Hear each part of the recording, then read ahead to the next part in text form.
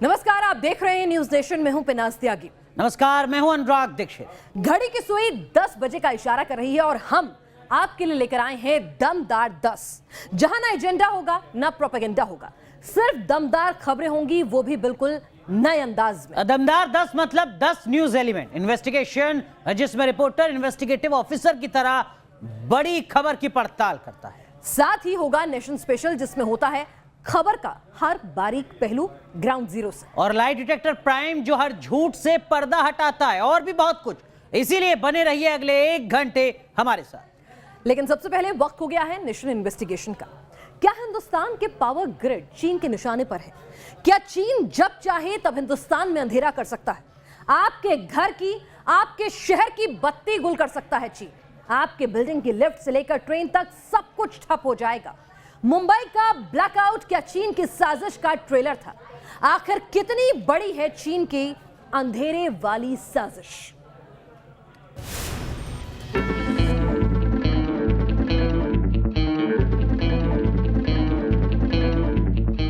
जरा सोचिए, अगर कभी पूरे देश की बत्ती गुल हो जाए तो कैसा हाहाकार मचेगा।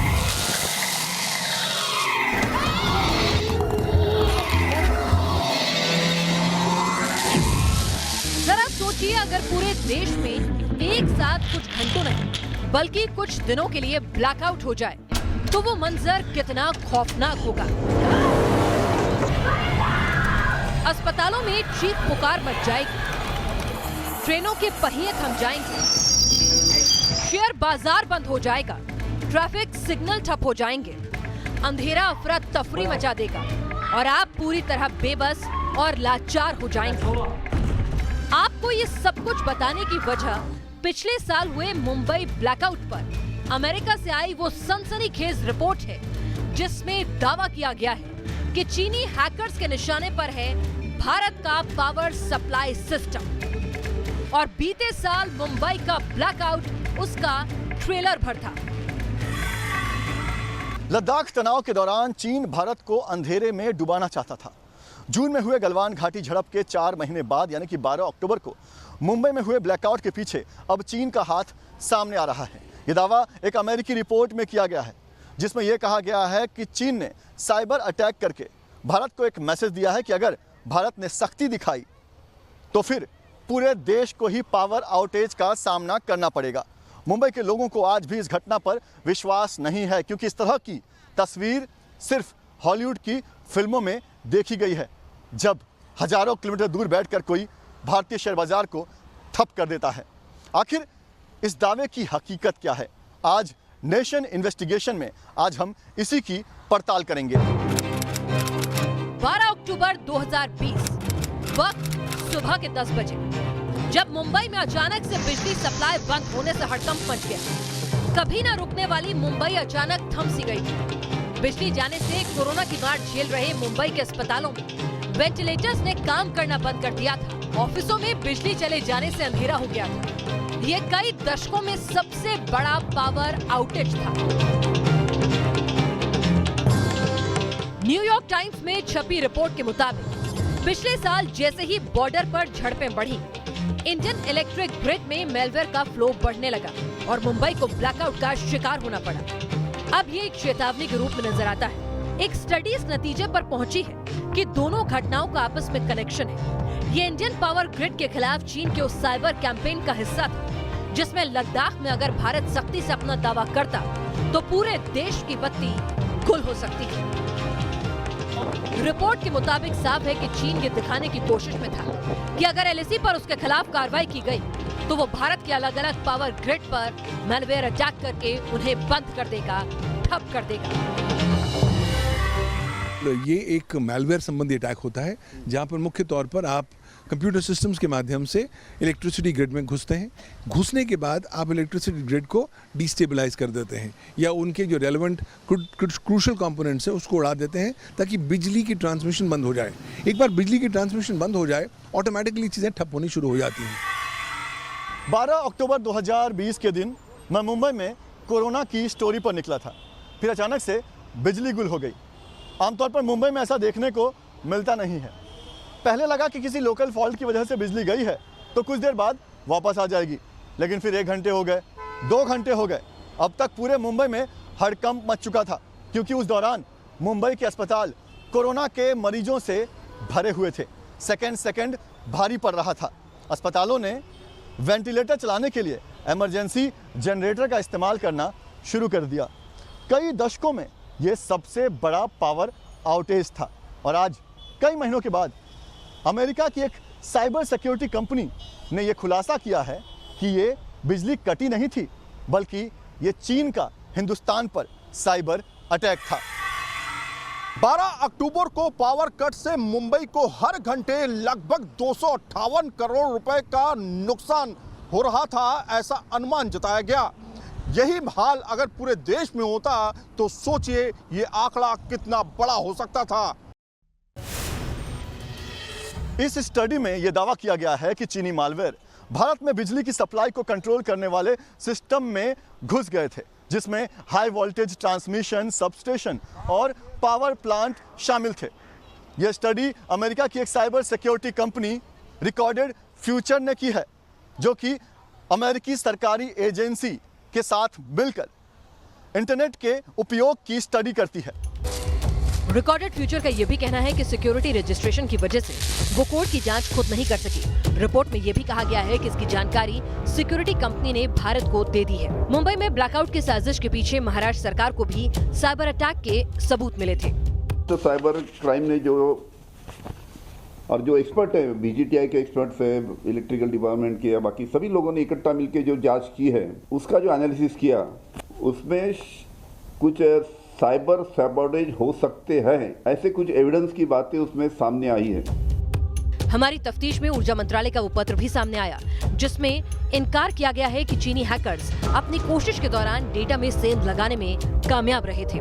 रेड इको से जुड़ी एडवाइजरी में दिए गए आईपी एड्रेस शैडो पैड से जुड़े मामलों के आईपी एड्रेस से मेल खाते हैं, जिनके बारे में सीईआरटी ने नवंबर 2020 में आगाह किया था। सभी आरएलडीसी और एनएलडीसी से मिले ऑब्जर्वेशन के मुताबिक इन आईपी एड्रेस पर कोई डेटा ट्रांसफर नहीं हुआ है। लेकिन एक बड़ा सवाल ये है कि क्या इंडियन पावर ग्रिड की सुरक्षा को भेद पाना इतना आसान है? एक्सपर्ट क्या कहते हैं, आइए उनसे जानते हैं।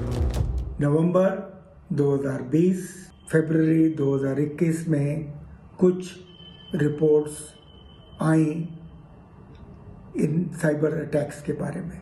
पूरा एक्शन काम कर लिया है और पूरी मॉनिटरिंग की जा रही है, इसमें कोई सी खतरे की कोई बात नहीं है। आपको बता दें, जनवरी 2020 में भी एक्सपर्ट कमेटी ने पावर ग्रिड को साइबर हमलों से बचाने के लिए सुझाव दिए थे, जिसमें जरूरी था कि ग्रिड ऑपरेटर फायरवॉल इंस्टॉल करे, लेकिन हर जगह ये अमल नहीं हुआ। साइबर क्राइसिस मैनेजमेंट प्लान बनाया जाए, डिजास्टर रिकवरी प्लान बने, लेकिन ये सुझाव सिर्फ फाइलों में लिख कर रह गए, अमल में नहीं लाए गए। आपको ये भी बता दें कि साल 2020 में 71,000 करोड़ रुपए के ऊर्जा उपकरण खरीदे गए थे, जिनमें से 21,000 करोड़ रुपए के उपकरण अकेले चीन से ही खरीदे गए थे। लेकिन खतरे को भांपते हुए केंद्रीय बिजली मंत्री ने चीनी कंपनियों के ऑर्डर रोकने की बात कही। जून 2020 में ही चीनी ऊर्जा उपकरणों में कंप्यूटर मैलवेयर की आशंका जताई गई थी, जिससे देश के बिजली ग्रिड को नुकसान पहुंचने की साजिश का शक था।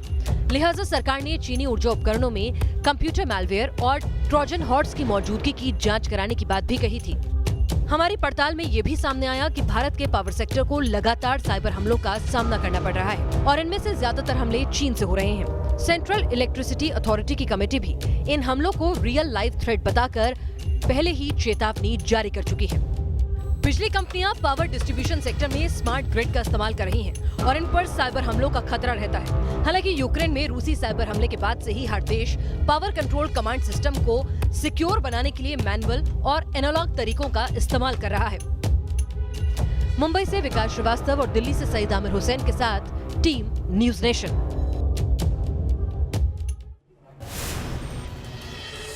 तो अनुराग, अमेरिका की साइबर सिक्योरिटी कंपनी का ये खुलासा वाकई परेशान करने वाला है। बिल्कुल पिनाज, साइबर अटैक से निपटने के लिए एक कमेटी बनी, लेकिन अभी तक कोई ठोस इंतजाम नहीं हुआ है। उम्मीद है कि इस खुलासे के बाद अब हमारी एजेंसियां जल्द ही कुछ करेंगी। चलिए तो दमदार 10 में आगे बढ़ते हैं और देखते हैं नेशन स्पेशल। बंगाल में हर पार्टी की नजर मुस्लिम वोट बैंक पर है। ममता से लेकर बीजेपी, लेफ्ट और कांग्रेस तक हर कोई मुसलमानों को अपने पाले में लाने के लिए कुछ भी करने को तैयार है। लेकिन बड़ा सवाल यह कि बंगाल में इस बार मुस्लिम वोट कितने टुकड़ों में बटेगा?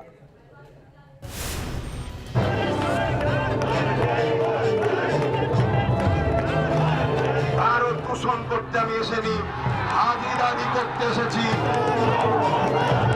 तुम्हारा था और तुम्हारा ही होगा इंशाअल्लाह।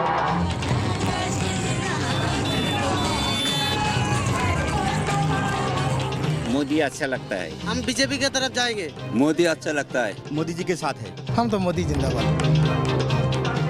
पश्चिम बंगाल में चुनाव सिर पर है और सियासी समीकरण तेजी से बदल रहे हैं।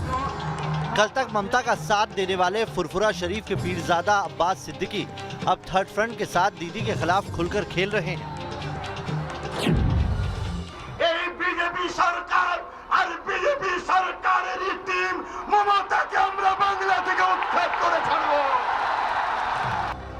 जाहिर है सियासी अजान लगाई जा चुकी है, मगर सवाल यह है बंगाल में इस बार किस पर मेहरबान होंगे भाईजान? सवाल ये भी है क्या बंगाल में खंड खंड होगा मुस्लिम वोट? क्योंकि इस बार बंगाल में चुनाव का रंग बिल्कुल अलग है। बीजेपी जय श्री राम के नारे के साथ पूरे दमखम के साथ मैदान में है। जय श्री राम, जय जय श्री राम। जिन मुसलमानों को ममता का परंपरागत वोट बैंक माना जाता रहा है, उस वोट बैंक के लिए मैदान में दो नए दावेदार और हैं। पहला है फुरफुरा शरीफ के पीरजादा अब्बास सिद्दीकी और दूसरा है असदुद्दीन ओवैसी। 2021 का विधानसभा चुनाव पश्चिम बंगाल में जितना नजदीक आता जा रहा है, उतना ही राजनीतिक दलों के बीच मुस्लिम वोट बैंक को अपने पाले करने की हर मुमकिन कोशिश की जा रही है। अब्बासुद्दीन सिद्दीकी और असदुद्दीन ओवैसी किंग मेकर के तौर पर उभर आ सकते हैं। अब देखने वाली बात यह होगी किस पार्टी को मुस्लिम वोट बैंक का सपोर्ट मिलता है, क्योंकि यह कहा जा रहा है कि जिसके पाले मुस्लिम वोट बैंक जाएगा वो पार्टी आने वाले चुनाव में सत्ताधारी पार्टी के तौर पर सामने उभर आ सकती है।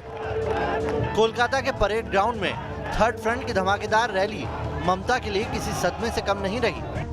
अब्बास पीरजादा ममता को कितना नुकसान पहुंचाएंगे? क्या मौजूदा राजनीतिक समीकरण ममता के लिए ये बड़े खतरे की घंटी है? इसी सवाल को लेकर हम लोगों के बीच पहुंचे। वहाँ पे जो मुस्लिम वोटर से ज़्यादा मुस्लिम वोटर्स है वहाँ का मैक्सिमम टीएमसी था और अभी जो है मन में आईएसएफ आ गया, भाईजान आ गया।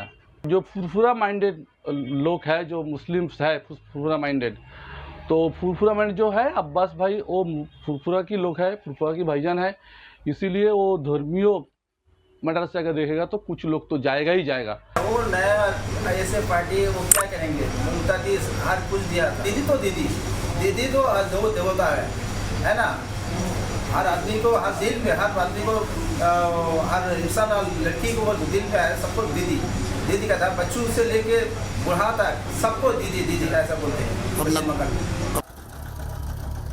आपने देखा कैसे अब्बासुद्दीन और ममता पर मुसलमान वोट बटे नजर आ रहे हैं और इसी का फायदा बीजेपी को मिल सकता है।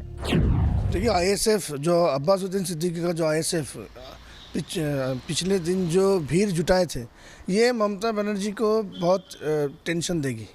ये कारण ये है कि ममता बनर्जी का जो वोट बैंक है वो पूरी तरह से मुस्लिम बेस्ड है। लेकिन अभी अगर ये मुस्लिम वोट डिवाइड होता है तो अगर हर बूथ में जितने भी 3-4 जिलों में अब्बासुद्दीन सिद्दीकी स्ट्रांग है, अगर हर बूथ में 300, 400, 500 करके वोट नीचे जाता है या डिक्रीज होता है, तब ये पूरा एडवांटेज बीजेपी को मिलेगा। फुरफुरा शरीफ मुसलमानों की आस्था का केंद्र है, जिसका करीब 100 विधानसभा सीटों पर असर माना जाता है। जाहिर है अगर यहाँ ममता को झटका लगा तो उनके लिए जीत की हैट्रिक लगाना आसान नहीं होगा। इसीलिए ममता मार्च के पहले हफ्ते में फुरफुरा शरीफ आ सकती हैं। কথা বলি হতে পারে এটা বিজেপিকে একটা অক্সিজেন দেওয়া হচ্ছে। বিজেপি তো সবসময় মুসলিম হিন্দু মুসলিম ইন্ডিয়ান ইস্যু চাইছে। দিদিমণি আসার পরেই বলবে দেখো हिंदू जाग जाओ, ममता ने खातून हो गए, फुरफुरा शरीफ में चले गए, तुम सब इधर आ जाओ। এরকম কিছু তো বিজেপির অক্সিজেন এতে বিজেপির সুবিধা হয় বলছে। আমি হচ্ছে কেন মমতা ব্যানার্জি হয়তো বিজেপিকে এটা অক্সিজেন নতুন করে দিতে চাইছে না। এত বছর আসেনি, আজকে হঠাৎ করে কেন আসবে? এই আশাটাকে আমি ভালো মনে করছি না। ঠিক কংগ্রেসের সঙ্গে জোট আলটিমেট হবে কি না? হওয়া দরকার আছে। ভালো থাকেন। फुरफुरा शरीफ के इमाम पीरजादा ताहा सिद्दीकी अब्बास के चाचा हैं और कहा जाता है कि उनका अब्बासुद्दीन के साथ 36 का आंकड़ा भी है। ऐसे में ममता बनर्जी ताहा सिद्दीकी के सहारे कितना डैमेज कंट्रोल कर पाएंगी, ये भी बड़ा सवाल है। अगर ममता बनर्जी मिलते हैं, अगर ताहा सिद्दीकी का सपोर्ट उनको मिलता है, क्योंकि जो 2011 इलेक्शन में ये ताहा सिद्दीकी का सपोर्ट तृणमूल कांग्रेस को मिला था, तो और उसके बाद उनका क्लीन स्वीप हुआ था, लेफ्ट फ्रंट गवर्नमेंट को हटाए थे वो लोग। आगे बढ़ने से पहले इन आंकड़ों पर गौर कीजिए। 2011 के विधानसभा चुनाव में तृणमूल कांग्रेस को मुस्लिम बहुल इलाकों में 29.3% वोट मिले थे, जबकि 2016 के विधानसभा चुनाव में टीएमसी 41% मुस्लिम वोट हासिल करने में सफल रही। लेकिन इस बार बंगाल का मुस्लिम वोट बैंक चौराहे पर खड़ा नजर आ रहा है। लेफ्ट कांग्रेस और अब्बास पीरजादा तो हैं ही, ओवैसी भी अपना दम दिखा रहे हैं। ओवैसी को लेकर क्या है मुसलमानों का रुझान, अब इसे सुनिए।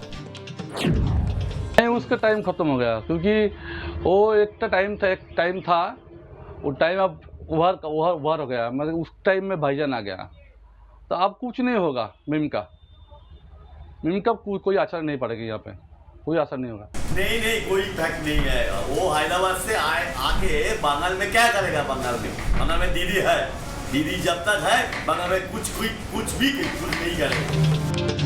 अब्बास सिद्दीकी से अलग ओवैसी को फिलहाल कोई खास तवज्जो नहीं दी जा रही, लेकिन बंगाल के करीब 7% उर्दू भाषी मुसलमानों पर ओवैसी असर डालेंगे, ऐसा जानकारों का मानना है। और अगर ऐसा हुआ तो बीजेपी का फायदा निश्चित है। ऑलरेडी असदुद्दीन ओवैसी आ चुके हैं मीम, वो कुछ वोट काट सकते हैं। अगर फिर और ज़्यादा अगर वोट ये अब्बासुद्दीन सिद्दीकी का आईएसएफ काट के चली गई तो ममता बनर्जी का तो चिंता का विषय है ये। इससे बीजेपी को खुश होना चाहिए। हालांकि ममता के लिए ये संतोष की बात हो सकती है कि गठबंधन से पहले ही सीट शेयरिंग के मुद्दे पर थर्ड फ्रंट में दरार पड़ चुकी है। रविवार को अब्बास सिद्दीकी के साथ मंच शेयर करने वाले अधीर रंजन अब आईएसएफ को छोटा दल बता रहे हैं। कांग्रेस पार्टी सारा बंगाल में है और आईएसएफ को मैं उतना जानते नहीं, क्योंकि आईएसएफ कोई एक जगह के पीर होते हैं। सवाल यही है कि धर्मनिरपेक्षता का दम भरने वाली कांग्रेस और लेफ्ट की ऐसी क्या मजबूरी है कि वो नफरती बोलने वालों के साथ समझौता कर रही है। कांग्रेस नेता आनंद शर्मा ने खुद इसे शर्मनाक बताकर ट्वीट करते हुए अब्बास सिद्दीकी के स्टेज पर अधीर रंजन की उपस्थिति को गलत बताया है। कुल मिलाकर आज की तारीख में अगर बंगाल की सियासी तस्वीर देखी जाए तो हर चीज पोलराइज हो चुकी है। मुस्लिम वोट बैंक साफ बटा नजर आ रहा है। नए सियासी समीकरणों से किसे क्या नफा नुकसान होगा, इसका आकलन फिलहाल ठीक नहीं लगाया जा सकता। कोलकाता से तपस्सेन गुप्ता के साथ टीम न्यूज नेशन। तो अनुराग, वाकई अगर देखा जाए तो इस बार का बंगाल का चुनाव बेहद दिलचस्प होता जा रहा है। पीरजादा तो पूरा चुनावी गणित बदलने में जुटे ही हैं। बिल्कुल पिनाज, खुद को सेक्युलर कहने वाली कांग्रेस और लेफ्ट भी पीरजादा के चक्कर में लगातार पड़े हुए नजर आ रहे हैं। बिल्कुल अनुराग, तो हमने राजनीति के गंभीर मसलों पर बात कर ली। अब वक्त हो गया है चेहरे पर थोड़ी मुस्कुराहट लाने का। आज नेशन वायरल में दिखाते हैं आपको कौन से वीडियोस हैं जो सोशल मीडिया पर हिट रहे, ट्रेंड करते रहे। तो पिनाज, मुझे तो खासकर वो जो स्काई डाइविंग करते वक्त पिज्जा के साथ स्काई डाइविंग करने का जो वीडियो था वो वाकई कमाल लगा। बिल्कुल अनुराग, कुछ नया करने के चक्कर में लोग ना जाने क्या कुछ कर बैठते हैं और मुझे जो था वो रोबोट का डांस सबसे ज्यादा अच्छा लगा था। चलिए आगे बढ़ते हैं और दमदार 10 में अब आपको आज की 50 खबरें दिखाते हैं फटाफट अंदाज में। चमोली में सड़क चौड़ीकरण की मांग को लेकर प्रदर्शन, पुलिस ने वाटर कैनन का किया इस्तेमाल। प्रदर्शनकारियों को खदेड़ने के लिए पुलिस ने चलाई लाठी, कई जख्मी। चंडीगढ़ में पंजाब सरकार के खिलाफ अकाली दल का प्रदर्शन, पुलिस ने चलाई वाटर कैनन। पंजाब विधानसभा का बजट सत्र शुरू, खेती कानून के विरोध में आम आदमी पार्टी विधायकों ने किया प्रदर्शन। म्यांमार में यंगून में सैन्य तख्तापलट के खिलाफ सड़कों पर लगाए पैम्फलेट, जगह जगह लगाए गए बैरिकेड। ब्राजील में दोबारा लॉकडाउन का विरोध, ब्राजीलिया में जुटे प्रदर्शनकारी। सूरत में एक बिल्डिंग की चौथी मंजिल में लगी आग, खिड़की से कूदकर लोगों ने बचाई अपनी जान। नोएडा के सेक्टर 93 में अंडरपास के बाद चलते कैंटर में लगी भीषण आग, कड़ी मशक्कत के बाद आग पर पाया गया काबू। नैनीताल के जंगलों में लगी भीषण आग पर काबू, वन संपदा को बड़ा नुकसान। हरिद्वार में वर्कशॉप में खड़ी बस में लगी आग, कड़ी मशक्कत के बाद आग पर पाया गया काबू। श्रीनगर में स्टिकी बम मिलने से हड़कंप, सुरक्षा व्यवस्था चौक चौबंद। मध्य प्रदेश की शिवपुरी में 45 साल पुरानी पानी की टंकी ध्वस्त, धमाका करके उड़ाया। फतेहपुर में रामलीला के मंच पर बार बालाओं का डांस, जांच में जुट गई पुलिस। झांसी में एक्सीडेंट के बाद फूटा घायल लड़की का गुस्सा, 20 सड़क आरोपी को पीटा। जौनपुर में कुरियर कंपनी के कर्मचारी से 13 लाख की लूट, सीसीटीवी में कैद हुई वारदात। आगरा के 5 सितारा होटल में शादी समारोह के दौरान लाखों की चोरी, रुपए से भरा बैग लेकर भागा चोर। पीएम मोदी ने दिल्ली के एम्स में ली वैक्सीन की पहली डोज, भारत बायोटेक की कोवैक्सीन दी गई। वैक्सीन लेने के बाद पीएम का आह्वान, कहा आगे आएं, इससे कोरोना मुक्त होगा हिंदुस्तान।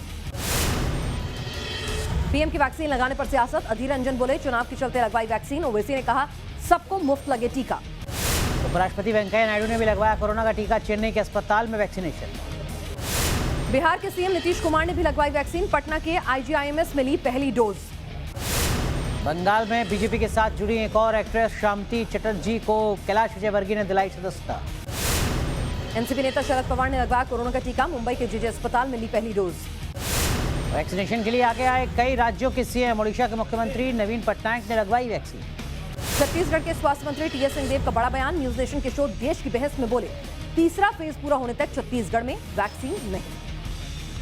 सीरम इंस्टीट्यूट और भारत बायोटेक पे चीनी हैकर्स की सेंध, आईटी इंफ्रास्ट्रक्चर में खामियों का उठाया फायदा। देश में फिर बढ़ रहे कोरोना के केसेस, एक दिन में 15,510 मरीज मिले, 106 मरीजों ने तोड़ा दम। महाराष्ट्र में 24 घंटे में कोरोना के 6,397 नए केस, 30 लोगों ने तोड़ा दम।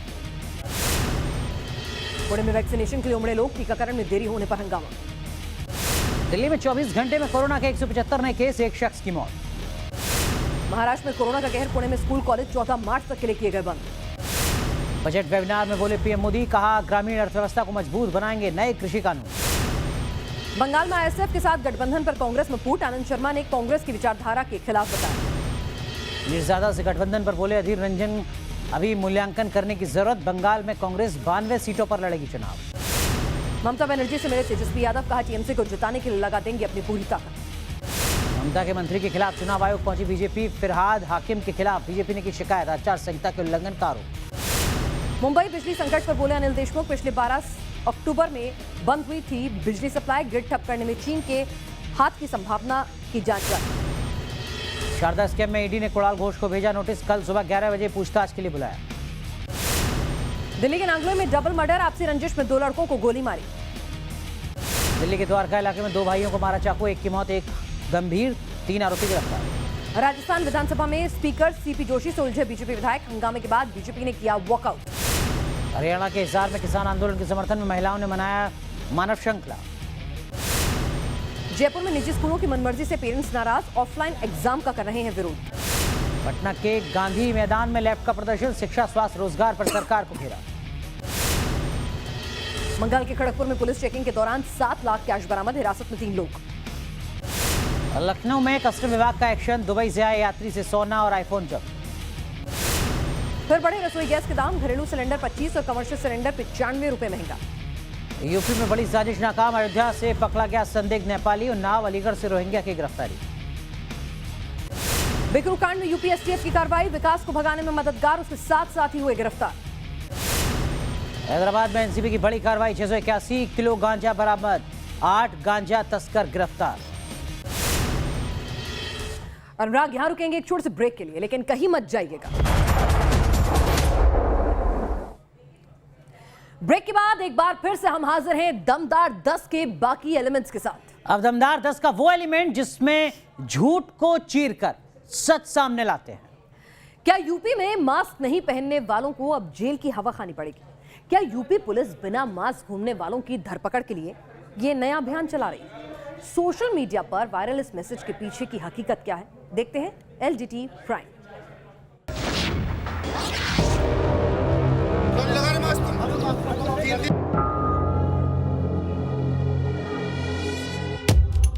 मास्क नहीं पहनने पर जेल भेजने का सच। अगर घर से बाहर निकलते हुए मास्क नहीं पहना तो क्या इसी तरह पकड़ लेगी पुलिस? ये सवाल इसीलिए क्योंकि कोरोना के केस जैसे फिर से बढ़ने लगे, तभी से मैसेज सोशल मीडिया पर तेजी से वायरल होने लगा। सबसे पहले ये जान लीजिए कि सुमित गर्ग नाम के यूजर ने 25 फरवरी को नोटिस शेयर किया है। उसमें लिखा क्या है? कल प्रातः 9 बजे से उत्तर प्रदेश के सभी थाना क्षेत्रों में मास्क चेकिंग का 30 दिनों का अभियान चलाया जाएगा। सभी शहर और ग्रामवासी मास्क का प्रयोग करें और चालान की कार्यवाही से बचें और साथ ही 10 घंटे के अस्थायी कारावास से भी बचें। निवेदक उत्तर प्रदेश पुलिस द्वारा जनहित में जारी। इस वायरल मैसेज को कुछ और यूजर्स ने इसी दावे के साथ दूसरे सोशल प्लेटफॉर्म पर साझा किया है। वायरल मैसेज पर अगर हम गौर करें तो इसमें 3 बड़ी बातें हैं। अगर मास्क नहीं पहना है और यूपी पुलिस ने आपको पकड़ लिया तो 10 घंटे तक जेल में रहना होगा। ये नियम 26 फरवरी से अगले 1 महीने तक के लिए लागू किया जा रहा है। यही नहीं, नियम का उल्लंघन करने पर मोटा जुर्माना भी भरना पड़ेगा। आज हम इसी दावे की हकीकत जानेंगे। क्या यूपी पुलिस ने ऐसा कोई फैसला लिया है? अगर हाँ, तो क्या नियम तोड़ने वाले को जेल भेजा जा रहा है? अगर नहीं, तो फिर इस मैसेज की सच्चाई क्या है? हमने दावे की तफ्तीश के लिए शुरुआत में उत्तर प्रदेश पुलिस की वेबसाइट को खंगाला, मगर ऐसा कोई भी नोटिफिकेशन नहीं मिला। इसके बाद यूपी पुलिस के सूत्रों से भी संपर्क किया। उत्तर प्रदेश में कोरोना के मामले बढ़ रहे हैं, लिहाजा पुलिस लगातार अभियान चला रही है, लेकिन मास्क न लगाने वालों को 10 घंटे जेल में रखा जाएगा, ऐसा गाइडलाइन में कहीं भी नहीं है। पुलिस लगातार मास्क न लगाने वालों के खिलाफ अभियान चलाती है, लेकिन यह नियम 30 दिन के लिए बनाया गया है, ये तर्क सही नहीं है। जानकारी के दौरान हमें बताया गया कि यूपी पुलिस की तरफ से एक स्पष्टीकरण जारी किया गया है, जो कि ट्विटर अकाउंट पर भी मौजूद है। इसमें साफ साफ लिखा है कि यूपी पुलिस ने ऐसी कोई सूचना जारी नहीं की है और ना ही ऐसा कोई अभियान चलाया जा रहा है। पुलिस ने अफवाह फैलाने वालों पर कार्रवाई करने को लेकर चेताया भी है। इस तरह हमारी पड़ताल में साफ हो गया कि यूपी में मास्क नहीं पहनने पर जेल में डालने का जो दावा किया जा रहा है वो गलत है। यूपी पुलिस के नाम से एक मनगढ़ंत नोटिस शेयर करके भ्रम पैदा करने की कोशिश की जा रही है। Team news nation. तो देखा अनुराग, कैसे मास्क वाले मैसेज को लेकर सोशल मीडिया पर ये कोरा झूठ फैलाया जा रहा है। पिनाज, कोरोना के मामले फिर तेजी से बढ़ रहे हैं, इसलिए मास्क पहनना जरूरी भी है। ना पहनने पर जुर्माना है, लेकिन इसके लिए किसी को जेल नहीं भेजा जा रहा है। जेल तो नहीं भेजा जा रहा, लेकिन हमारी आपसे यही गुजारिश है कि आप मास्क जरूर पहने। एलटीटी प्राइम के जरिए हम आपको हर रोज झूठ और अफवाह से बचाते हैं। अनुराग, और अब वक्त हो गया है दिन की तमाम अहम खबरें को देखने का टॉप 10 न्यूज में। चुनावी मौसम में राहुल और प्रियंका का अलग ही अंदाज देखने को मिल रहा है। राहुल गांधी इन दिनों तमिलनाडु में प्रचार कर रहे हैं और बहन प्रियंका असम में वोट मांग रही हैं। ये तस्वीरें असम के लखीमपुर की हैं, जहां प्रियंका ने लोगों के साथ लोक नृत्य का आनंद लिया। उधर तमिलनाडु में राहुल गांधी छात्राओं के साथ डांस करते नजर आए। राहुल और प्रियंका के डांस सोशल मीडिया पर भी खूब वायरल हो रहा है। डांस के बाद बारी थी फिजिकल फिटनेस की। मंच पर छात्रों ने राहुल गांधी को चैलेंज दिया और राहुल गांधी ने भी चैलेंज को एक्सेप्ट करते हुए पुशअप लगाकर अपनी फिटनेस का दमखम दिखाया। कुछ दिन पहले राहुल गांधी ने केरल में मछुआरों के जीवन को करीब से देखने और समझने के लिए उनके साथ समंदर में डुबकी लगाई थी। पीएम ने आज दिल्ली के एम्स में कोरोना वैक्सीन की पहली खुराक ली। पीएम मोदी को भारत बायोटेक की वैक्सीन कोवैक्सीन लगाई गई। पीएम मोदी ने ऐसे वक्त में वैक्सीन लगवाई है जब देश के कुछ राज्यों में कोरोना के मामले फिर से बढ़ रहे हैं। वहीं वैक्सीन को लेकर लोगों के मन में अब भी काफी हिचक है, खासकर कोवैक्सीन को लेकर। पीएम ने वैक्सीन लगवाने के बाद सभी योग्य लोगों से वैक्सीन लगवाने की अपील की। एम्स जाते वक्त पीएम मोदी के लिए रूट भी नहीं लगाया गया। ट्रैफिक खुला हुआ था और पीएम मोदी ने सड़क पर जा रहे ऑटो का वीडियो भी बनाया। वैक्सीन लगवाने के बाद सोशल मीडिया पर भी पीएम मोदी ट्रेंड करने लगे। लोगों ने लिखा, गमछा असमिया है। वैक्सीन लगाने वाली nurse Puducherry sister P Nivedita की हैं। जो असिस्ट कर रही हैं वो केरल की हैं। दवा भारत के वैज्ञानिकों ने बनाई है। मोदी जी दवा लगवाने में भी 3 राज्यों के साथ साथ अखिल भारतीय सेंटिमेंट को टच कर रहे हैं। देश भर में वैक्सीनेशन का दूसरा दौर शुरू हो चुका है। पीएम मोदी के वैक्सीन लेने के बाद बिहार के मुख्यमंत्री नीतीश कुमार और ओडिशा के मुख्यमंत्री नवीन पटनायक के साथ गृह मंत्री अमित शाह ने भी मेदांता अस्पताल में कोरोना का टीका लगवाया। वैक्सीनेशन के दूसरे दौर में 60 से ऊपर के लोगों के अलावा 45 साल के वो लोग जिन्हें गंभीर बीमारियां हैं, उन्हें भी वैक्सीन दी जा रही है। सरकारी अस्पताल में ये फ्री है, जबकि प्राइवेट अस्पतालों में 250 रुपए तक में पहली डोज दी जा रही है। 28 फरवरी तक कुल 1,43,00,000 से ज्यादा लोगों को पहली डोज दी जा चुकी है। यूपी में 11 महीने के बाद प्राइमरी स्कूल खुले तो लखनऊ में खुद योगी बच्चों की हौसला अफजाई करने पहुंचे। स्कूल खुला तो नौनिहाल हंसते खेलते स्कूल पहुंचे, जहां उनका तिलक लगाकर स्वागत किया गया और चॉकलेट से उनका मुंह मीठा कराया गया। स्कूल खुलने के बाद कोई खतरा न हो, इसके लिए कड़े नियमों का पालन किया जा रहा है। स्कूलों को सोशल डिस्टेंसिंग का कड़ाई से पालन कराना होगा। 2 पालियों में क्लास लगेंगी। स्कूल में क्लास, वॉशरूम, दरवाजे, कुंडी, सीटों को लगातार सैनिटाइज और साफ कराना होगा। स्कूल में लंच ब्रेक की इजाजत नहीं होगी। खेलकूद पर भी प्रतिबंध होगा। एक क्लास में सिर्फ 20 बच्चों को ही बैठाया जा सकेगा। क्या हिंदुस्तान में रोहिंग्याओं की घुसपैठ करवाने की साजिश रची जा रही है? ये सवाल इसीलिए क्योंकि यूपी एटीएस ने उन्नाव और अलीगढ़ से 2 रोहिंग्याओं को गिरफ्तार किया है। इनका एक ये भी है कि जैसे कि दूसरे अपने साथियों को जो लाते हैं देशों से, उनको और ये फैक्ट्रियों में जहां इनको काम दिलाते हैं उसके बीच में बिचौलिए का काम करते हैं। पुलिस के मुताबिक फर्जी तरीके से दस्तावेजों से तैयार आईडी के जरिए रोहिंग्याओं को भारत लाकर उन्हें तमाम फैक्ट्रियों में काम दिलाया जाता था। कल तक मिस इंडिया दिल्ली का ताज जिस सर पर सजता था, अब उसकी जगह आम आदमी पार्टी का कैप नजर आ रहा है। पूर्व मिस इंडिया दिल्ली मानसी सहगल ने आम आदमी पार्टी का दामन थाम लिया है। मानसी सहगल को विधायक राघव चड्ढा ने पार्टी की सदस्यता दिलाई। मानसी का कहना है कि दिल्ली में केजरीवाल सरकार के ईमानदार शासन की वजह से उन्होंने राजनीति में एंट्री करने का फैसला किया। ओवर द पास्ट 6 years, जैसे कि मैंने कहा कि एक आम आदमी ने जो डिफरेंस फील किया है अपनी बेसिक नेसेसिटीज में, जिसका उसे एक्चुअली फर्क पड़ता है, तो that has made a lot of impact. That is why I decided कि मैं इधर ज्वाइन करूं। बंगाल चुनाव में आरजेडी ने तृणमूल कांग्रेस को समर्थन देने का ऐलान किया है। आज कोलकाता में आरजेडी नेता तेजस्वी यादव ने मुख्यमंत्री ममता बनर्जी से मुलाकात की। इस मीटिंग के बाद तेजस्वी ने कहा कि बंगाल में बीजेपी को रोकना उनकी पार्टी की प्राथमिकता है। हमारी जहां भी जरूरत पड़े हम ममता जी के साथ खड़े रहेंगे। तेजस्वी यादव ने ओवैसी पर बीजेपी को मदद करने के आरोप भी लगाए। इस साल फरवरी ने झुलसा दिया है। बीते फरवरी के महीने ने इस बार अप्रैल मई जैसी गर्मी का एहसास करा दिया और रिकॉर्ड तोड़ दिए। 120 साल में दूसरी बार सबसे गर्म रहा फरवरी का महीना। दिल्ली में इस बार फरवरी का औसत अधिकतम तापमान 27.9 डिग्री सेल्सियस रिकॉर्ड हुआ। फरवरी के महीने में कम से कम 6 दिन ऐसे रहे जब तापमान 30 डिग्री से ज्यादा रहा। लेकिन मौसम विभाग की माने तो बारिश के कारण 2 दिन बाद ठंड फिर से दस्तक दे सकती है। ये तस्वीरें गुजरात की सूरत की हैं, जहां आज आग के तांडव के बीच जान की बाजी लगी थी। 4 मंजिला इमारत में भयानक आग लग गई। फायर ब्रिगेड को फोन किया गया, लेकिन बचाव टीम के पहुंचने से पहले ही स्थानीय लोगों ने बिल्डिंग में फंसे सभी लोगों को सुरक्षित बाहर निकाल लिया। देखिए कैसे जान पर खेलकर ये लोग खिड़की के रास्ते फ्लैट के भीतर फंसी महिला को निकाल रहे हैं। जरा सी चूक होती तो बड़ा हादसा हो सकता था। ये लोग सीधे जमीन पर गिर सकते थे, किसी की भी जान जा सकती थी। लेकिन राहत की बात ये रही कि वक्त रहते बिल्डिंग में फंसे सभी लोगों को सुरक्षित निकाल लिया गया। बाद में फायर ब्रिगेड ने पहुंचकर आग पर काबू पाया।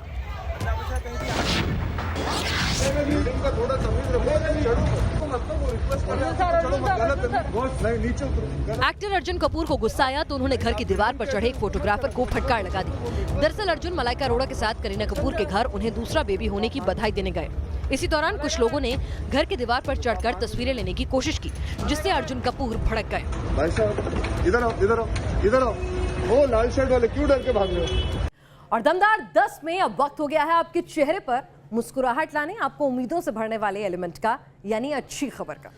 लोग नौकरी चले जाने पर घबरा जाते हैं, हौसला खो देते हैं, लेकिन पुणे के रेवंत शिंदे ने कैसे मुश्किल को हराकर मिसाल कायम की है, देखिए आप।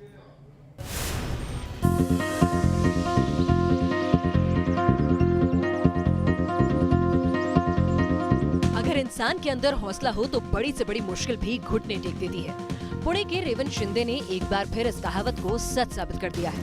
रेवंत सिक्योरिटी गार्ड की नौकरी करते थे, लेकिन दिसंबर 2019 में अचानक नौकरी छूट गई। खाने के लाले पड़ गए, लेकिन इन्होंने हालात के आगे हार नहीं मानी। हर मुश्किल का डट कर सामना किया। इसी बीच इनके दिमाग में ऑनलाइन चाय के बिजनेस का आइडिया आया और ये आइडिया सुपर हिट हो गया। अभी हम डेली का हमारा 7 या 8 हज़ार सेल होता है और मंथली का टर्नओवर होता है 2,40,000 तक। अभी हमारा प्रॉफिट होता है 50 से 60,000 तक प्रॉफिट होता है मंथली। शिंदे और उनकी टीम आसपास की बड़ी कंपनियों में चाय की रेगुलर डिलीवरी करती है। रेमन ने न सिर्फ ऑनलाइन चाय का बिजनेस किया, बल्कि कई बेरोजगार युवाओं को रोजगार भी दिया। वो मुझे वो चाय कैसे बनाते और बाकी का स्नैक्स कैसे बनाना वो सब सिखाते। उन्होंने अच्छी तरह मुझे हेल्प की अभी तक। रेमन शिंदे आज लोगों के लिए मिसाल बन चुके हैं, खासतौर से उनके लिए जो छोटी पूंजी के दम पर कुछ बड़ा करने का सपना देख रहे हैं।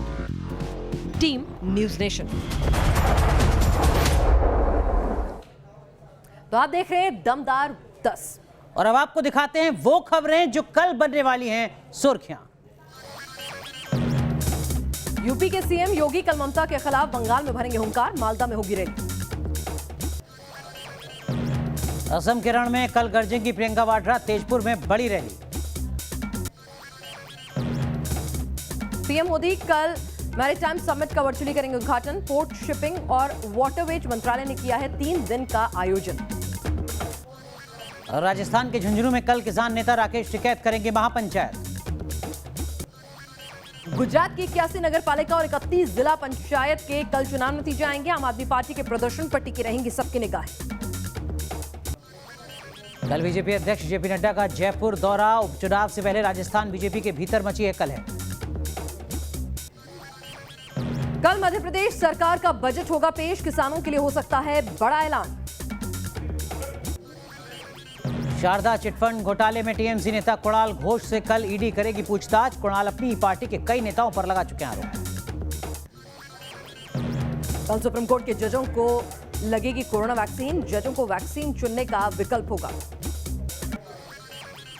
टूल किट केस में आरोपी निकिता जैकब की जमानत याचिका पर कल सुनवाई। दिल्ली की पटियाला हाउस कोर्ट निकिता में दी है निकिता ने याचिका। दमदार 10 में आज के लिए बस इतना ही। आगे आपको दिखाएंगे देश का गौरव बढ़ाने वाली खबरें। जय हिंद।